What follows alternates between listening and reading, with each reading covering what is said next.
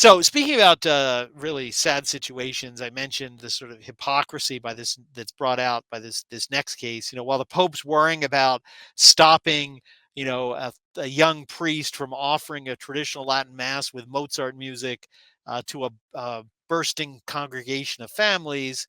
Uh, Meanwhile, right under his nose, there's a scandal that's been going on. Yes, and this story has sort of resurfaced recently, and we'll talk about it because of some comments made by cardinals and bishops that actually seem like they want to do something about this, but this has been a very slow process, and it really does deserve a full overview. So, for our audio listeners, I have on the screen here a short timeline that we'll go over together, just to understand the extent of this and how we got to where we are now.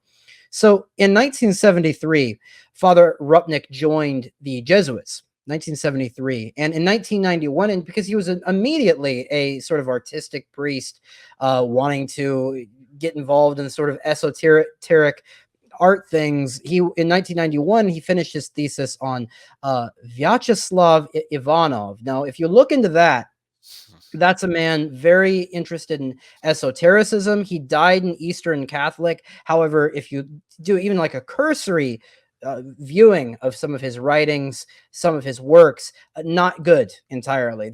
And I think you could find some of the origins of Rupnik there.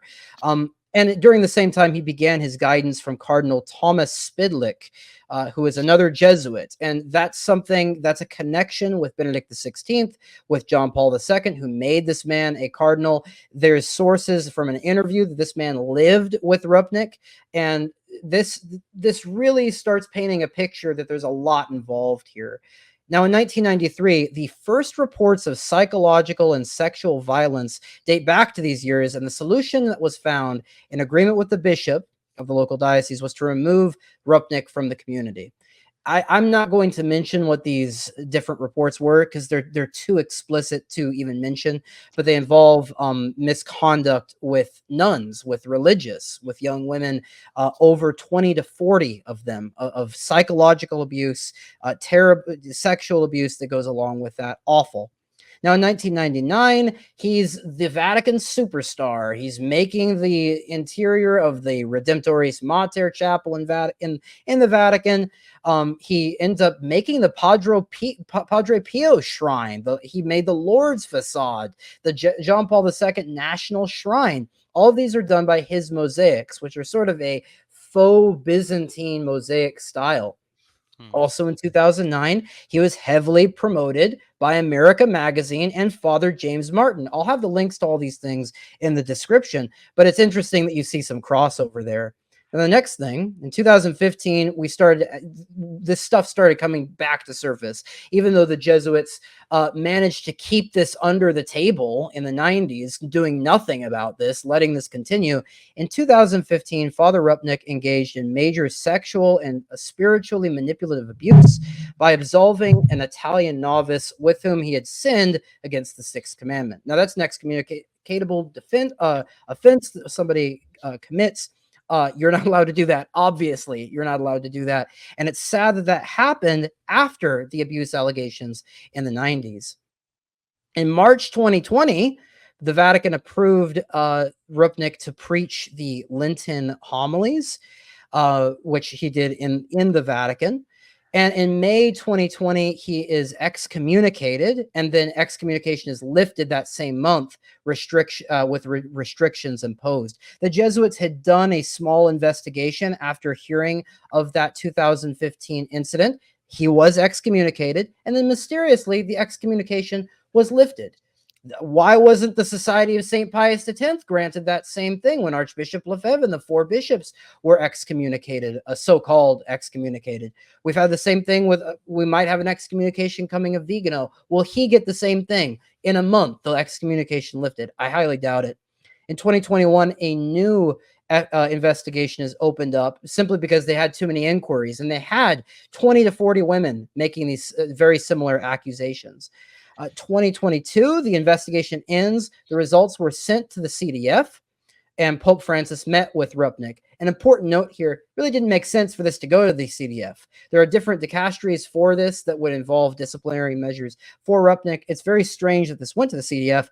One of the worst parts of this, though, is what came next, which is the next month, even after knowing of all of this, after knowing of these allegations, after the man had been excommunicated, completely convicted, a homily was posted by him from the Diocese of Rome.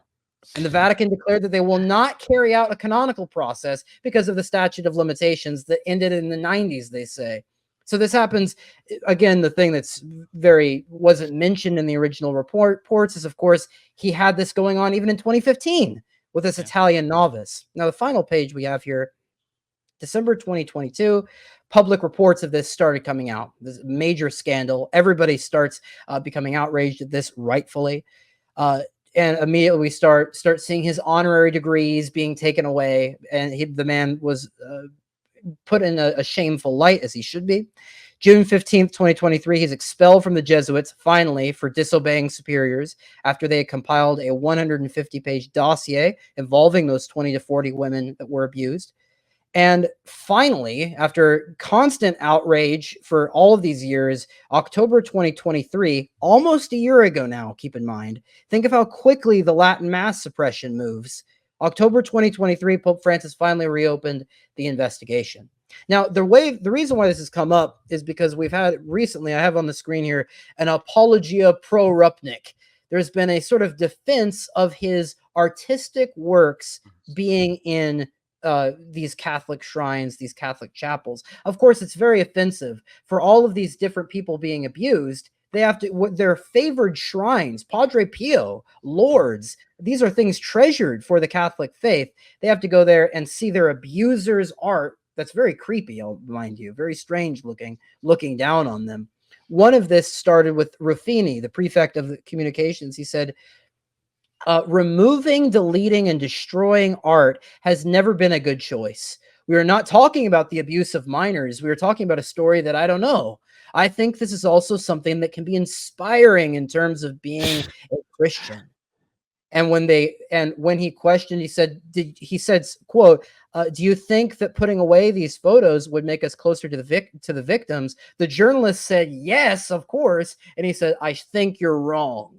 So that's the response we've gotten from the Vatican regarding taking down these images. Recently, we've gotten some princes of the church, such as Cardinal O'Malley of Boston, saying that this needs to be taken down. Obviously, he says we must avoid sending a message that the Holy See is oblivious to the psychological distress that so many are suffering. And that's very true. That the church has as low credibility as it ever has because of the sexual abuse allegations. And we can't even take down some mosaics that this depraved man put up. Now, the other thing that I will mention is the Bishop of Lourdes has, luckily, he's put out a statement saying that this eventually will be taken down, but he says he's decided to not remove them immediately, given the passions and violence the subject incites. Because, of course, you can get rid of the traditional Latin Mass in a day, but it's much too difficult to take down the mosaics of this depraved man. Doesn't make any sense. Final thing I'll notice, final thing, I suppose. You'll find the Angelus magazine, not the Angelus that the SSPX publishes, to be clear. There was a article talking about, their article was called Rupnik Art Dispute, More Nuanced Than It Seems, historian says. It's not a matter of this care for art. If they really cared for art, they would care for the traditional Latin Mass. They would not care for this innovative garbage mosaics that are shown around, these new age things plastered on to practically all of our holy sites. I say they need to be taken down. I think it's irresponsible for them to be there. I think there's no comparison for such a man like this, an abuser, to be compared with somebody like the Renaissance artists, for example. I don't think there is a comparison. I think it would be better to take these things down. What do you think about this this whole situation, Brian? Well, definitely, because I mean, having looked at them, they're not even any good. So, Right. I mean, so they're not, and by good, I mean they're not beautiful, because art is art to the extent it conforms to the true, the good, and the beautiful, and these are ugly, frankly. So, regardless of everything else he did, they don't belong in these beautiful places as it is. But I do want to comment on the expulsion by the Jesuits, as you put up there. He was expelled not for these horrific crimes against the Sixth Commandment or committing the excommunicable offense of forgiving a partner in a sin against the Sixth Commandment, but for disobedience to superiors.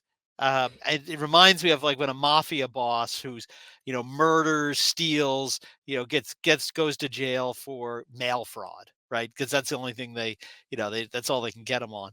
That's kind of what it reminded me of. The Jesuits. Well, I guess this guy's an embarrassment. We have to get rid of him, but let's not actually say what he did.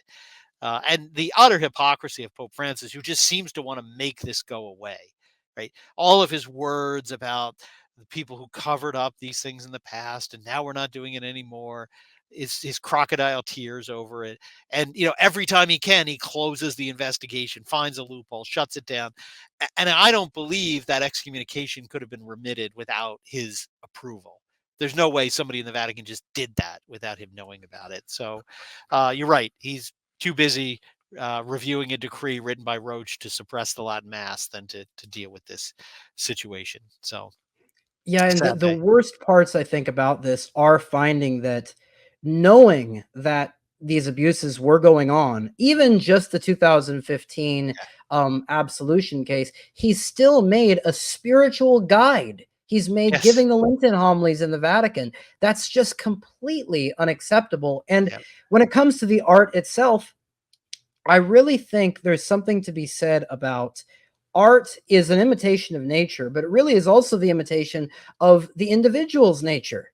That Mhm. used to be that many of these people that were making this beautiful art in the medieval Middle Ages times, they were making this very prayerfully. It was Yes. connected to their spirituality. Yes. The Yes. Byzantine icons, all of it's connected with the canons, connected with their spirituality. And to have it completely separated, connected with this man, which many of the people that he has abused allege that it's very connected, his artwork and his different abuses, his awful abuses that he has done. I think there's no reason any of this should be up at these places. These princes of the church need to shut this down as soon as possible, or else face, as Cardinal O'Malley said, extreme hypocrisy. Absolutely. Couldn't agree more.